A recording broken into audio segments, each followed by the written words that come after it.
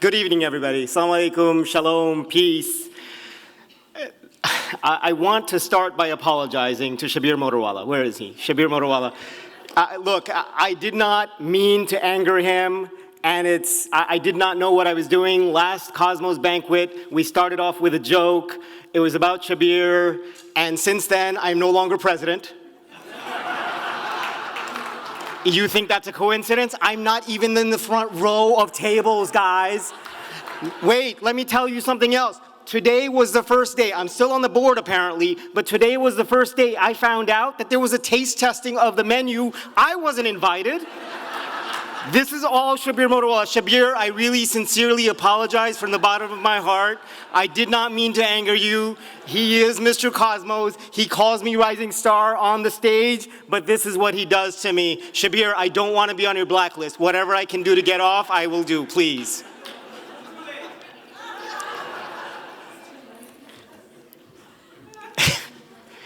Thank you very much, everyone, for attending tonight.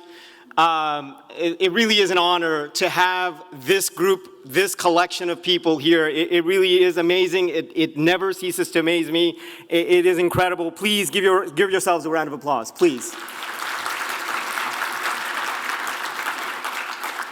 I want to start by thanking very much Saira Anwar. I don't know if you know, but Saira Anwar is an Emmy-nominated reporter. She's not just somebody off the street.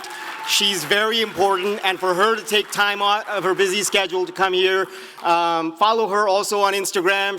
All of her news stories are there. I usually don't watch TV, but I do tune in for her news stories. So thank you, Saira. Very amazing job. Thank you very much. I also want to make sure I acknowledge our videography team here, Nemit Mohammed and his team. They're actually also, they've won 2 Emmys, I'm told, for production with Channel 6. So please give them a round of applause. You can catch their videos of the Cosmos Banquet every year. It's posted on YouTube, and Shabir Motorwala sends out emails at 3 o'clock in the morning to everybody with those videos.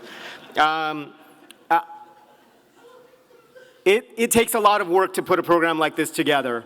But one thing, so it really is, you know, every year coming up with a theme on what to talk about is not easy. One of the important things this year is I want to remind everybody that Ramadan is right around the corner, less than 20 days before the Muslim holy month, where Muslims engage in anger and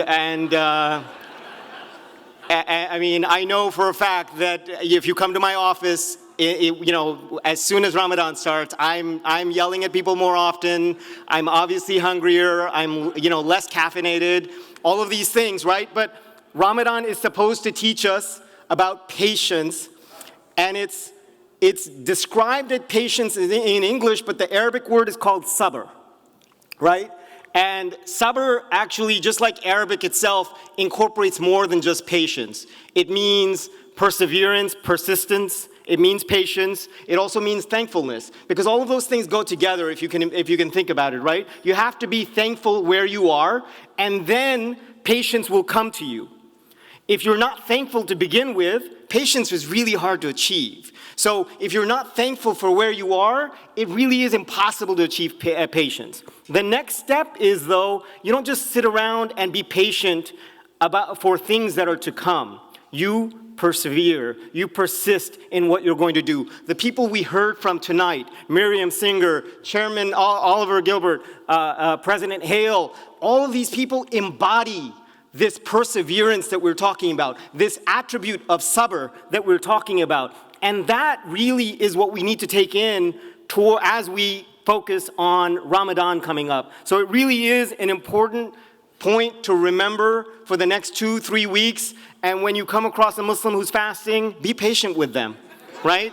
I mean, I'm telling you, my employees know how to deal with me during Ramadan versus every other time. So it's important, right? It's important to incorporate patience into our lives. The Prophet Muhammad is recorded to have said, it is the most important gift you can have, patience. And that's not patience the English sense. It's the Arabic sabr. It's perseverance, persistence, it's thankfulness, it's patience, all rolled into one. That is the most important gift someone can have. So how do we get that? We practice it. And Ramadan is one of those ways we practice it. Fasting is something that every religion everywhere has always had. But it's not the only way. It's just one of the ways. So as Ramadan approaches, let us all be those who practice, who establish sabr, who establish perseverance, patience, and thankfulness in our lives. One last point before I go. Dr. Jaffer mentioned take these booklets with you. These booklets are especially important because there are open houses listed of mosques and local community organizations that are doing Ramadan open houses that will feed you very good food, will talk to you about what it means to eat finally for a Muslim after a long day of fast. Go attend one of these if you've never done it before. And if you don't want to attend one of these, you can walk into any mosque, literally any mosque during Ramadan, and I guarantee you they will feed you. It's undoubtedly. Just show up. Don't show up at 4 o'clock in the afternoon though, please. During Ramadan, show up at sunset. If you show up 2 minutes after, the food is gone. Show up at or before sunset. It's the only thing, and Cosmos dinner, those are the only two things Muslims are on time for. Show up at sunset or 2 minutes before, participate in the eating, participate in the prayer, and I guarantee you it will be an experience that you will remember for the rest of your lives. And so with that, I close. I thank everyone very much for being here, and let us all go forward and be people of sabr. Thank you so much.